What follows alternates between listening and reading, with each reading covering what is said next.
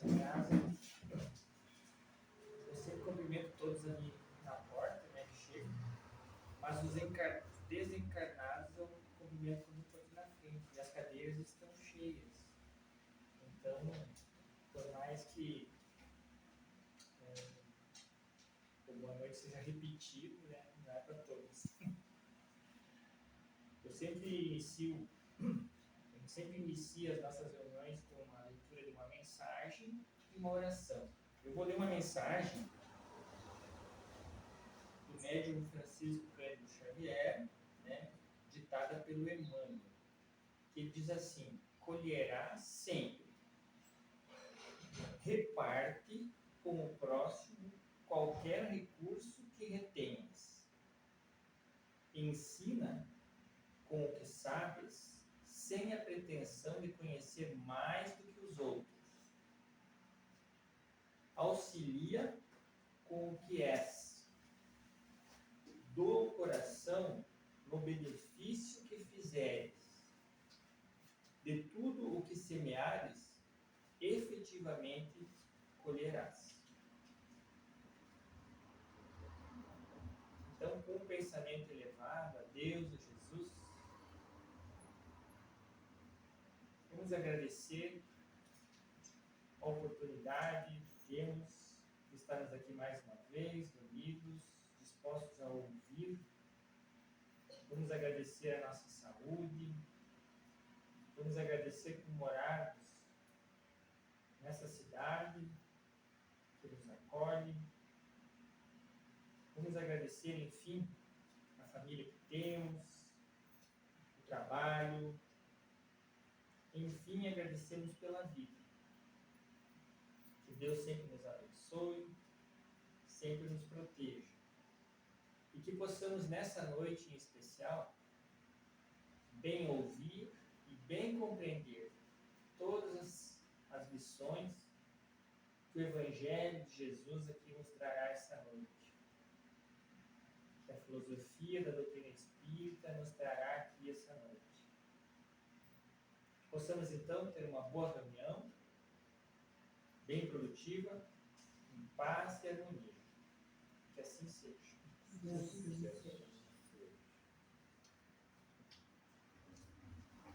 Um bom final da tarde, uma boa noite a todos. Como disse o Jefferson, nós sejamos todos bem-vindos à nossa casa, né? O assunto da noite, como é sabido pela maioria, seguimos o Evangelho, né? O Evangelho segundo o Espiritismo. Estamos finalizando o capítulo 24, que é não ponhais a candeia debaixo do alqueire.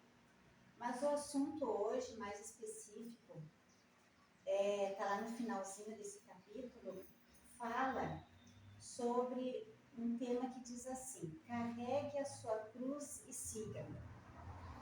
Então, o convite que eu faço é hoje nós conversarmos um pouquinho a respeito de Jesus.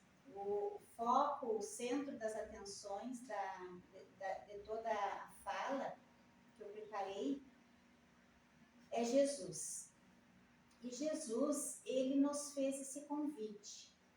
Se alguém quiser vir após mim, renuncie a si mesmo, tome a sua cruz e siga-me. Então, ele vai nos falar basicamente sobre a nossa cruz, a cruz que nós carregamos.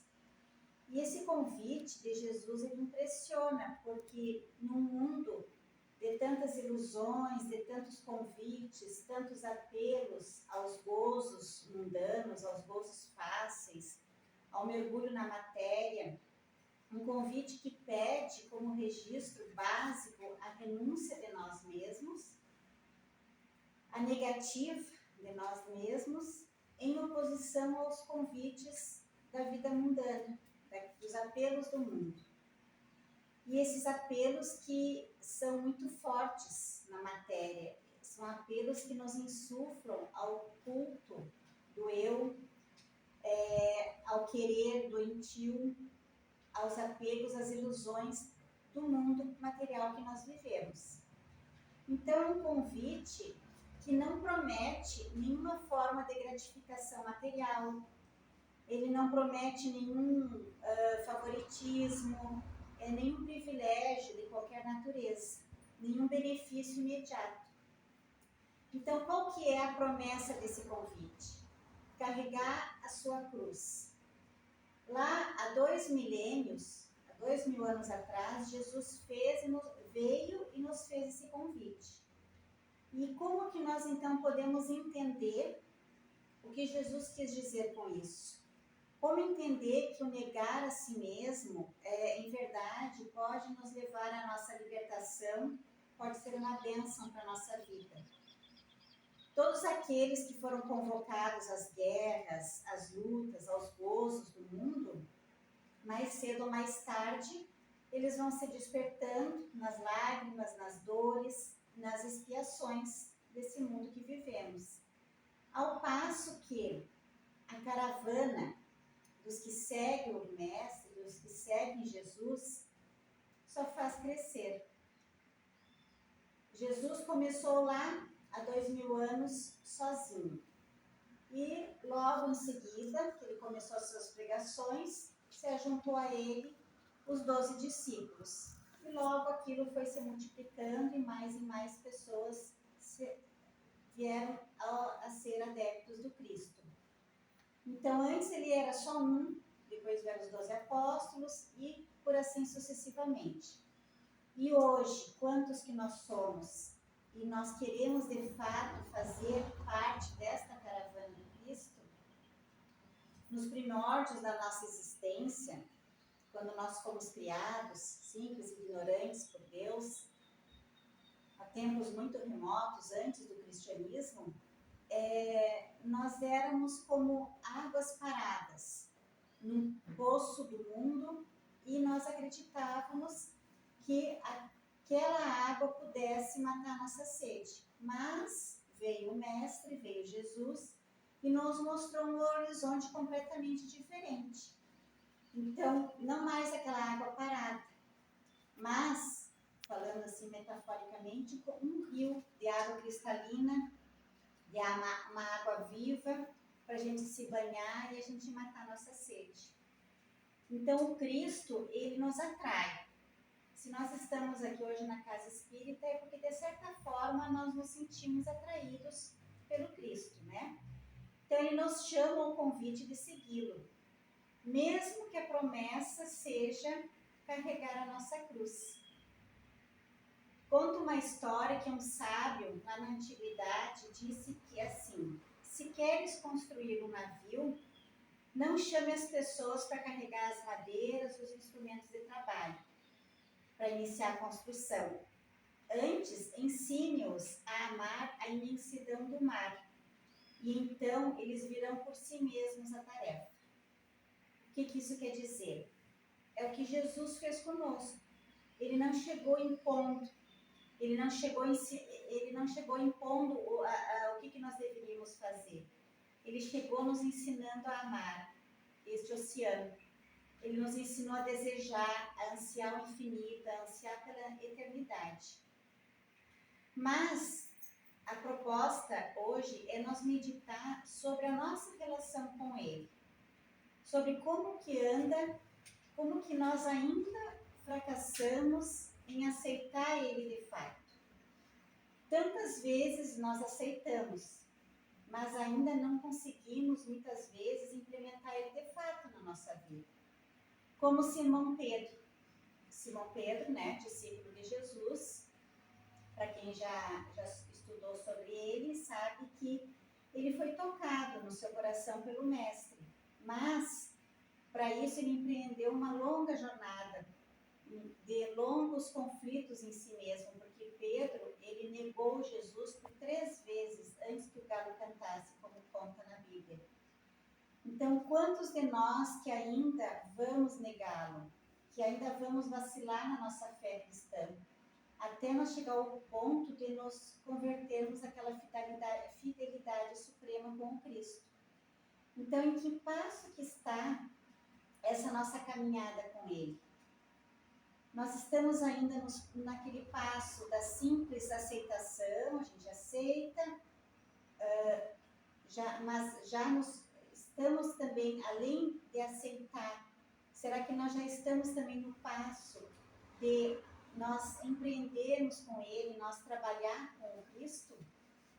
Simão Pedro, ele, assim como os demais discípulos, quando eles foram chamados ao trabalho com o Mestre, eles lá no princípio, ainda antes de conhecer a fundo qual que era a tarefa, eles pensavam que eles iam encontrar que a proposta do Cristo ia ser similar àquelas propostas do mundo da época, que eles iam receber triunfos, poderes, conquistas materiais. E aos poucos o Mestre, ele foi, naquela sua sabedoria infinita, ele foi ensinando a renovar essas perspectivas em torno daquele convite. Então, Pedro, ele já, em um determinado momento, ele já havia aceitado Cristo. Mas, naquela hora derradeira, no momento da crucificação, ele vacila, ele fracassa. Mas diz que aquela queda de Pedro seria depois a base que transformaria Pedro em uma rocha que seria o sustentáculo do cristianismo nascente. E Emmanuel, no livro Caminho, Verdade e Vida, que é da psicografia de Chico Xavier, lá no capítulo 89, ele vai nos fazer meditar sobre essa passagem que aconteceu com Pedro. E sobre uma narrativa que está lá no Evangelho de Mateus, do capítulo 26, que fala assim, lá em Mateus diz assim: E Pedro o seguiu, de longe, até o pátio do sumo sacerdote, e entrando, assentou-se entre os criados para ver o fim. E aí, Emmanuel, ele vai nos fazer refletir sobre essa passagem. Ele nos diz assim, que o fracasso, como qualquer êxito, tem as suas causas positivas. No Evangelho, meus irmãos, cada detalhe do Evangelho faz a diferença. Então, na visão espiritual da doutrina, na visão que a doutrina espírita projeta sobre os textos da Bíblia, nós vamos ver a finalidade educativa de cada palavra. E aí Emmanuel segue dizendo lá: a negação de Pedro sempre constitui assunto de palpitante interesse nas comunidades do cristianismo. Enquadrar-se-ia a queda moral do generoso amigo do Mestre num plano de fatalidade? Por que se negaria Simão a cooperar com o Senhor em minutos tão difíceis, naquela hora derradeira da crucificação? E Emmanuel, muito perspicaz nas suas narrativas, ele nos convida então a pensar, a compreender não só o motivo do fracasso de Pedro, no aceite daquele convite do Cristo, mas também a compreender nós próprios, que somos tocados por Jesus. Nós temos sido por ele atraídos, mas ainda nós não temos conseguido seguir o Cristo até o fim. Nós sentimos atraídos, mas ainda não conseguimos ir até o fim, como diz a passagem. Eu vou explicar mais adiante. E aí diz Emmanuel assim: útil nesse particular é o exame da sua invigilância. O fracasso do amoroso pescador reside aí dentro na desatenção para com as advertências recebidas. Grande número de discípulos modernos participam das mesmas negações, em razão de continuarem desatendendo. E aí então Emmanuel comenta no texto que Pedro seguiu Jesus de longe. Ele diz assim: informa o Evangelho que naquela hora de trabalhos supremos, Simão Pedro seguiu o Mestre de longe, diz entre aspas. Ficou no pátio do sumo sacerdote e assentou-se entre os criados para ver o fim. Isso é um relato do momentos antes da crucificação de Jesus. Então, Emmanuel comenta que ainda hoje, muitos amigos do Evangelho prosseguem caindo nas suas aspirações e esperanças por acompanhar o Cristo à distância, receosos de perderem as gratificações imediatistas, que é o comodismo, o conforto, quando a gente é chamado a testemunho do Cristo. Então, nós seguimos Jesus, digamos, a uma certa distância, uma distância segura, a uma distância que nos convém. Porque se nos aproximarmos demais, as lutas seriam maiores.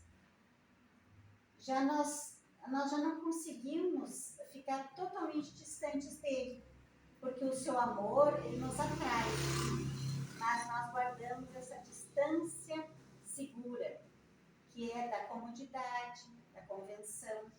Então, nós vamos até onde nos convém, eu vou até onde eu posso resolver meus problemas imediatos. Mas, surgindo a cruz no horizonte, então, a gente aumenta um pouquinho a distância. O Senhor vai e nós ficamos, como aconteceu com Simão Pedro. Então, de alguma maneira, nós já aceitamos o convite do Cristo, mas à distância. Simão Pedro, ele pensava assim: se eu afirmar aqui agora a minha fé no Cristo, como que vai ficar o meu trabalho, a minha família, a minha reputação, os recursos, enfim. Surgiram muitas dúvidas para Simão Pedro naquele momento derradeiro. Então, ele prefere ficar à distância a pagar o preço de ficar bem juntinho do Cristo, ao lado dele naquele momento. Então, isso quer nos dizer que a maioria de nós ainda age na estagnação, ou seja, quando nós somos chamados ao movimento, ao dinamismo da vida, muitas vezes a gente prefere ficar sentado, perdendo a ocasião de avançar com Jesus. Acompanhamos Jesus à distância e contemplamos qual que vai ser o fim do trabalho dos outros, como só assistindo as coisas acontecerem. Na condição, então, de espectadores, quando a seara pede mãos e corações que não meçam esforços. Quantas vezes nós temos estado, ao longo dos séculos, na condição de espectadores? A mensagem de hoje assim, seria uma reflexão para nós nos colocarmos em posição como que eu estou diante daquilo que o Cristo me chama para fazer de diferente no mundo. Então, à distância, a gente observa as falhas aqui ou ali, as coisas que os outros fazem, o trabalho dos outros, né? Essa ou aquela obra, sem nos movermos na seara do Cristo, que nos espera.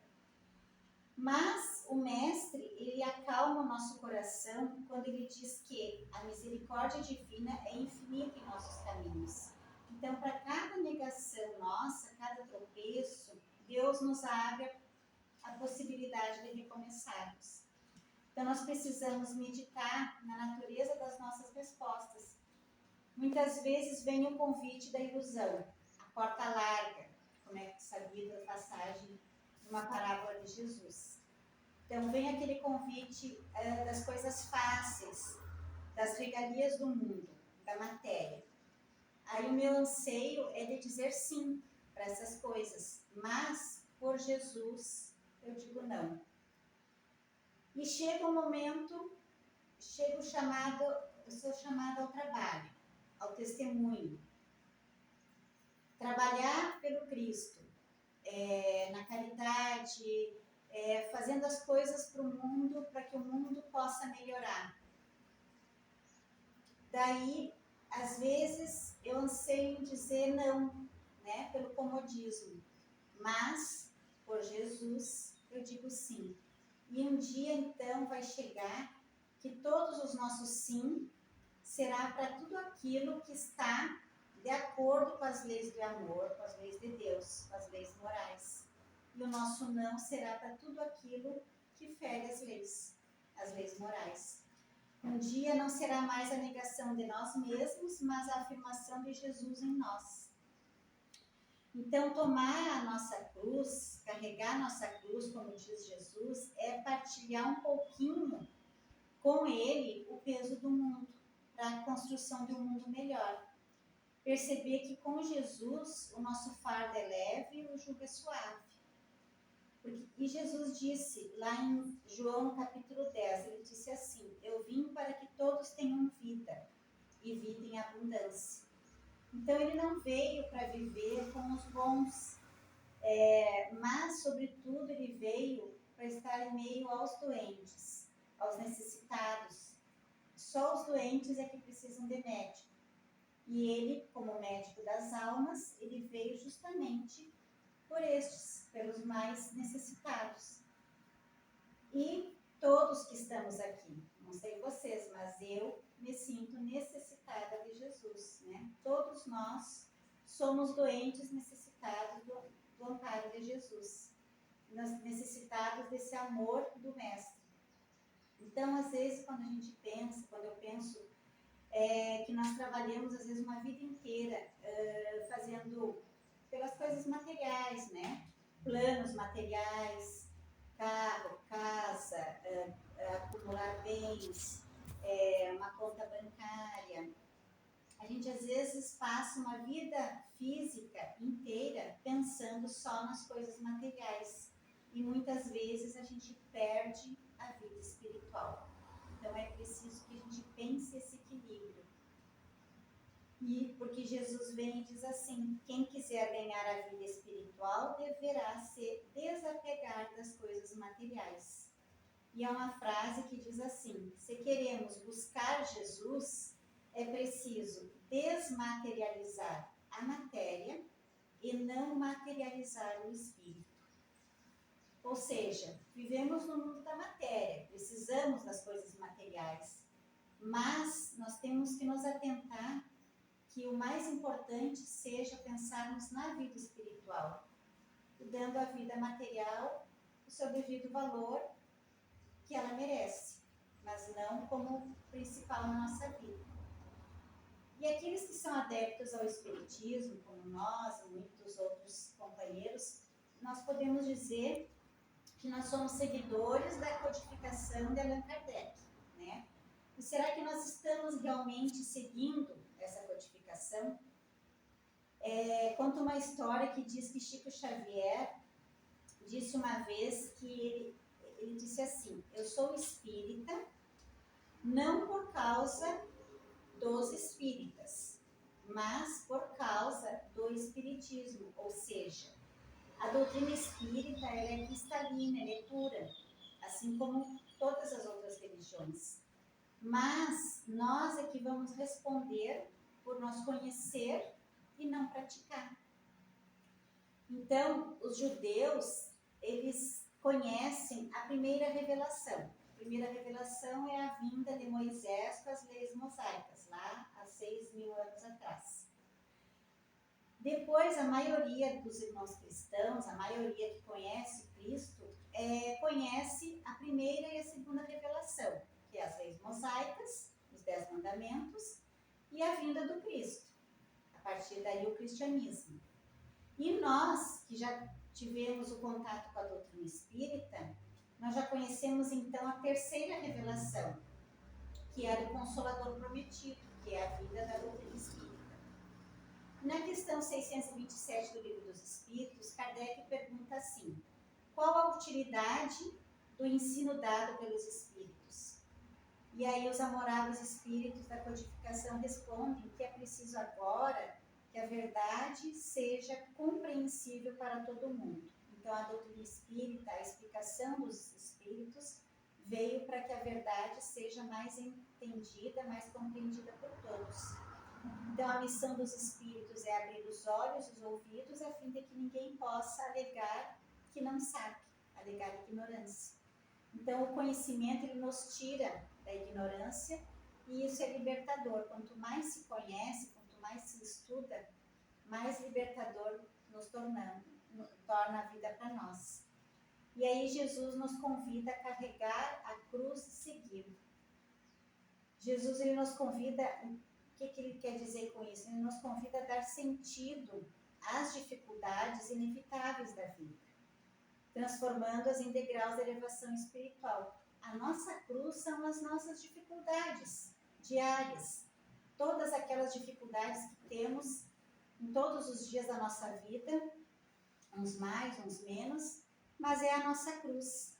Então essa mensagem ela é bem atual, foi dada lá 2.000 anos atrás, mas ela é bem atual, num mundo que é marcado por ansiedade, por imediatismo, por competição, por intolerância, por medos, né? Então, meus irmãos, as coisas, elas não estão boas, né? A turbulência é grande, o materialismo está imperando, está aí, a violência é grande, o noticiário nos traz tantas coisas ruins, tantas reportagens que são deprimentes, né? Mas é preciso que a gente confie nele, no Cristo, na promessa dele, que ele é o Senhor deste reino. É ele que está no comando e ele sabe o porquê de tudo. E nós que somos espíritas, que somos cristãos, acredito que alguns de vocês possam não se considerar como espíritas, mas somos cristãos, adeptos ao cristianismo, né? Então, nós conhecemos a lei de causa e efeito, e nós temos que entender que tudo está no projeto dele, tudo está no projeto divino. E a nós compete fazer o que ele diz, renunciar a nós mesmos, renunciar às coisas do mundo, pegar a nossa cruz e seguir. E aí Chico contava uma história de uma mulher que ele conheceu e que se queixava muito.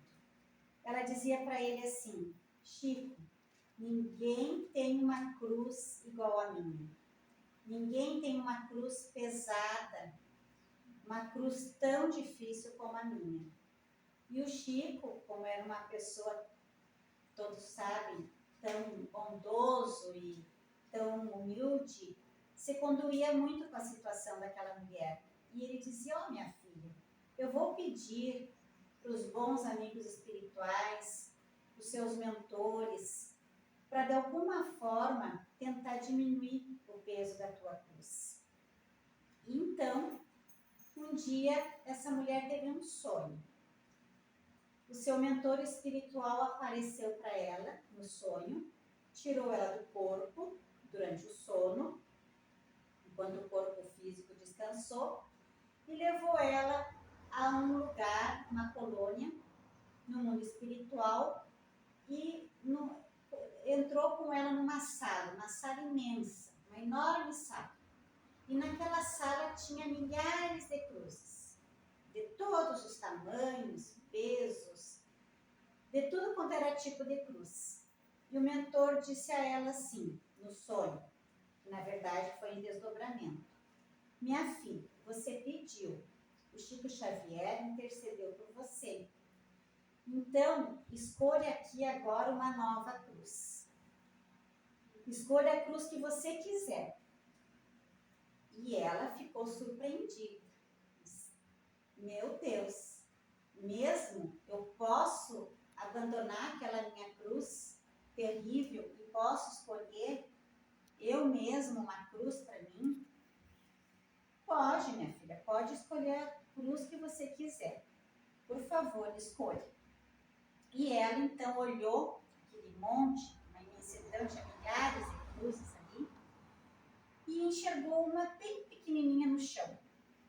Mas bem pequena, tão pequenininha, relata Chico, que facilitasse, ela tropeçava na cruz, de tão pequena que era.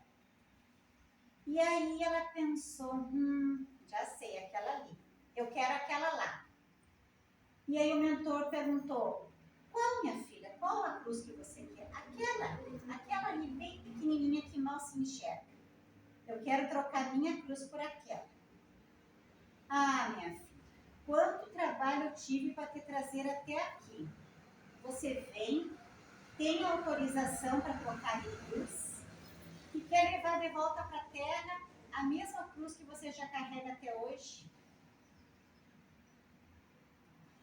Então, aquela pequenininha, a menor de todas, era a cruz que ela carregava e da qual ela tanto reclamava. E aí Chico não contava essa história por acaso, né? Com certeza ele sabia muito bem que nós adoramos reclamar, né? A gente gosta de reclamar do nosso destino, dos nossos sonhos que não se realizam, das nossas dores, das nossas dificuldades. A gente reclama até porque o sol está muito quente ou porque está chovendo, a gente reclama porque está frio ou porque está calor. A gente reclama quando tem muita louça para lavar. A gente reclama quando tem que acordar cedo para trabalhar ou para estudar. A gente reclama quando as rugas e os cabelos brancos aparecem, né? Mas a gente esquece que apesar do frio nós temos agasalho. A gente esquece que mesmo com o calor nós temos a sombra de uma árvore. A gente esquece que se nós temos a louça suja é porque a gente teve o alimento. A gente esquece que se a gente precisa acordar cedo é porque nós temos trabalho, o sustento da nossa família. A gente esquece que as rugas e os cabelos brancos eles só aparecem porque Deus nos deu a dádiva de ter uma vida longa aqui na Terra. Então, partilhar com Jesus o peso do mundo, esse é o convite. Saber que com Ele o fardo é mais leve e o jugo é suave. Carreguemos a nossa cruz com os pés no chão, com a cabeça erguida e com fé na vida. E aí eu quero ler para vocês uma mensagem que nós recebemos de um amigo, trabalhador espírita. Ele é um grande médium espírita, ele tem um trabalho muito bonito na cidade de São Gonçalo, no Rio de Janeiro. O nome dele é Hélio Ribeiro. Nós tivemos a oportunidade de conhecê-lo e é nosso amigo. Ele veio aqui em setembro, esteve aqui em Ronda Alta, mas ele não fez palestra aqui, ele fez palestra em outros municípios em volta. E agora, no mês de fevereiro, na última semana ali do dia 24 em diante, né? De fevereiro, ele vai estar aqui em Ronda Alta, ele vai estar no dia 27, que é na sexta-feira, né? Na sexta-feira, dia 27 de fevereiro, ele estará aqui em Ronda Alta. Nós ainda não definimos bem o local, se vai ser no clube ou em outro local, porque nós precisamos de um espaço maior. Então, já fazendo o convite para que participem, que vale a pena. É um excelente palestrante.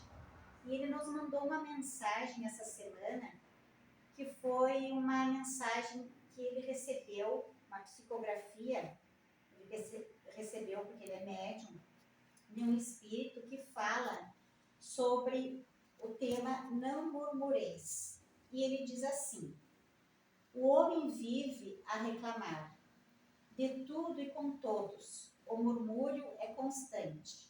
Se pensasse bem e visse as bênçãos sobre as quais está imerso, nenhuma queixa sairia de seus lábios. Por mais singela que seja a morada, está o homem protegido das intempéries e das feras, de diversos matizes, diferente de outros que vivem nas calçadas. Tem o homem um pão à mesa e requer num queixume sem fundamento banquetes refinados. O irmão vê, anda, ouve, pensa e raciocina, mas, resultado de um ato impensado, reclama sem cessar de um tudo. Paulo de Tarso nos alerta da importância do dar graças a Deus por tudo. Quando conhecemos o Evangelho de Jesus, somos convidados a mudar o ritmo de nossos pensamentos, colocando-os na faixa mental da gratidão. Não mais murmurar, ver em tudo o que nos acontece uma lição da vida e tirar um ensinamento para o seu proceder. Dar graças a Deus é nosso dever. Façamos isso por amor, mesmo quando a dor nos visitar. Abracemos as dificuldades e, com plena confiança na bondade divina, trabalhemos nas fileiras do bem e o fardo ficará mais leve. Que Deus nos abençoe sempre.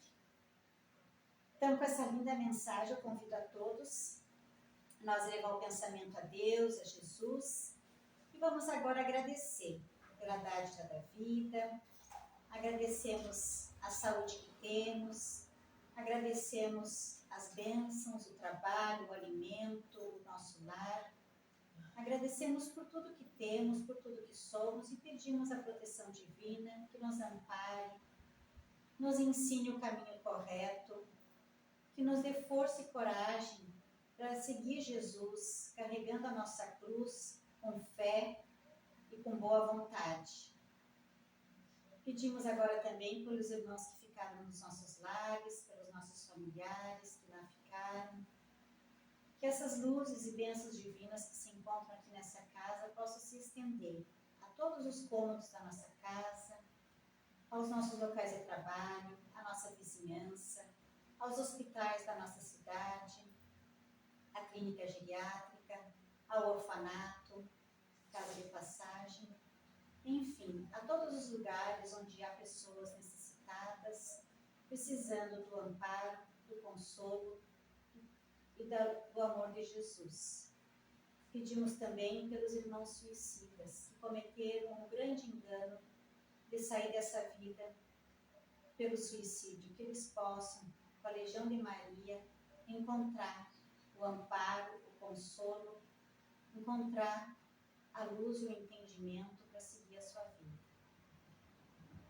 Muito obrigado, Senhor, por tudo. Que assim seja. Assim seja. Convido a todos agora para permanecer em silêncio para a gente fazer o passe